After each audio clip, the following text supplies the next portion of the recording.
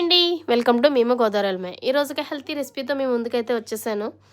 అయితే అది ఏంటో అనుకుంటున్నారా? ఆకుకూర అంటేనే దూరం పెట్టేవాళ్ళు, తింటే నా భూతో నా భవిష్యత్ అని ఎలా ఉంటుందన్నమాట దీని టేస్ట్ అయితే. సో దానికి కావాల్సింది పాలకూర, చుక్కకూర. చుక్కకూర అయితే పుల్ల పుల్లగా మంచి భలే టేస్ట్ వస్తుందన్నమాట దీనిలో. అదొక బండిల్, ఇదొక బండిల్ తీసుకుని బాగా క్లీన్ చేసి దాన్ని చిన్న చిన్న పీసెస్ కింద చేసుకుని వాష్ చేసి ఒక దాక లాంటిది స్టవ్ మీద పెట్టి ఇదంతా దాంట్లో వేయాలన్నమాట, వాటర్ లేకుండా.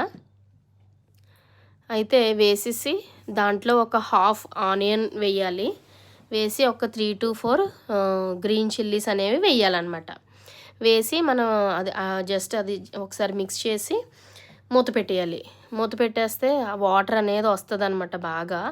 ఆ వాటర్ అంతా వచ్చిన తర్వాత కొంచెం చిటికెడు చింతపండు అనేది వేసుకోవాలి కొంచెం. ఎందుకంటే ఆల్రెడీ చుక్కకూర పులుపు ఉంటుంది కాబట్టి లైట్గా వేసుకుంటాం అనమాట చింతపండు అనేది. వేసుకుని బాగా కలిపేసి మళ్ళీ మూత పెట్టేయాలి. మూత పెట్టేస్తే వాటర్ అనేది ఎగురుతూ ఉన్నట్టు ఉంటుంది.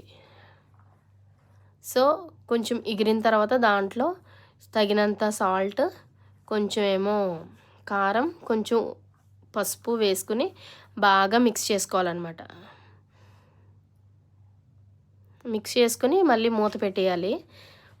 ఒక 2 minutes తర్వాత మళ్ళీ నేను ఇప్పుడు దీంట్లో చూపిస్తున్న విధంగా బాగా కలుపుకోవాలన్నమాట. బాగా కలుపుకున్న తర్వాత పప్పు గుత్తి అంటారు కదా, దాంతో బాగా స్మాష్ చేయాలి. దీన్నే కలబెట్టడం అంటారనమాట. మొత్తం అంతా మిక్స్ చేయడాన్ని కలబెట్టడం అంటారు. పప్పు గుత్తుతో అలా మిక్స్ చేసిన తర్వాత ఒకసారి టేస్ట్ అయితే చూసుకోండి, సాల్ట్ అది సరిపోయిందా లేదా అని. నాకైతే అబ్బా భలే ఉందండి అసలు. నెక్స్ట్ స్టవ్ అనేది ఆఫ్ చేసేసుకోవాలన్నమాట.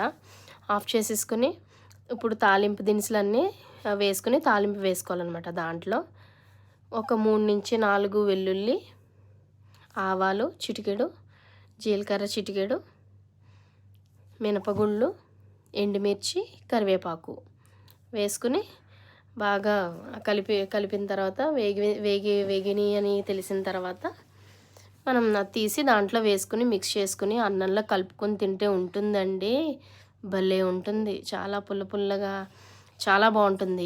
ఎలాంటి వాళ్ళన్నా ఇష్టపడతారు. ఈ వీడియో మీకు నచ్చిందని అనుకుంటున్నాను. మీరు కూడా ట్రై చేయండి. Thank you for watching my video. Bye.